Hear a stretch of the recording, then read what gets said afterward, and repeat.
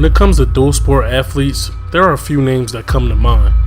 There's Bo Jackson, Deion Sanders, and even Charlie Ward.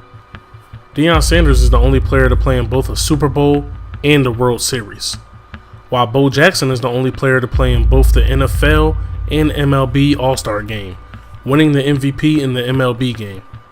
And then there's Charlie Ward. He's the only Heisman winner to ever play in the NBA.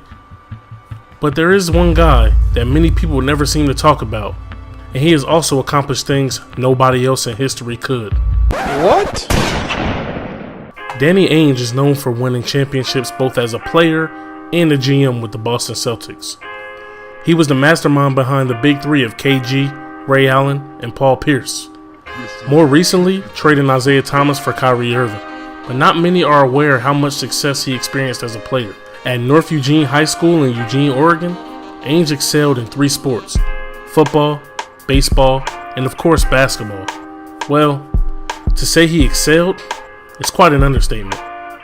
He was an All-American in all 3 sports.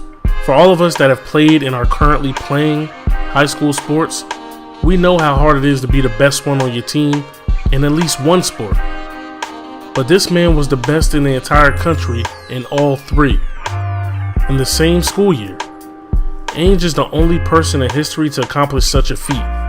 In football, Ainge was considered a top recruit in the state of Oregon, being named All-State on both sides of the ball 2 years straight. We all know some good two-way players, but to be the best in the state in 2 positions is crazy to imagine.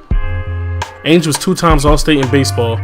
After high school, Ainge would eventually be selected by the Toronto Blue Jays in the 2nd round of the MLB draft. Ainge managed to work his way to the show and play in the major leagues for 3 seasons while still playing basketball at BYU. He would be selected to the all-rookie team and become the youngest player in Blue Jays history to hit a home run at the age of 20. Ainge was even better at basketball. He was a 3-time All-State performer as well as a 2-time All-American. He led North Eugene to back-to-back state titles in 1976 and 1977. Ainge would go on to BYU where he played for 4 years, becoming a 2-time All-American, a Conference Player of the Year, even being named the National Player of the Year as a senior. Ainge ended his career with a then record 112 consecutive double-digit scoring games. Ainge held plenty of BYU scoring records before this guy you may have never heard of came along. What was his name? Jimmer Fredette. Although considered the 3rd best player in the draft after DePaul's Mark Aguirre and Indiana's Isaiah Thomas, Ainge scared off a lot of teams because he expressed his desire to play baseball. The Celtics took a chance in the 2nd round. Ainge would go on the record saying, "Had any other team but Boston drafted me, there would be 0 chance of me playing basketball. There is no question that Boston has the style and the mystique that appeals to me, but I still want to play baseball." On June 12th, 3 days after the NBA draft, Ainge announced that he decided to play basketball. The ensuing tug-of-war over Ainge turned into a legal battle. Ultimately, the courts ruled in favor of the Celtics, enabling him to play basketball. Ainge played 15 seasons in the NBA, including 8 with Boston.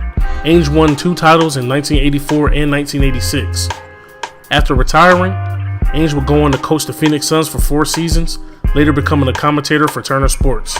In 2003, he was hired as the executive director of basketball operations for the Celtics. Even though Ainge has been controversial in his role as a Celtics executive, earning the nickname Trader Dan, he's one of the best executives in the NBA today, winning the Executive of the Year back in 2008, the same year the Celtics won the championship.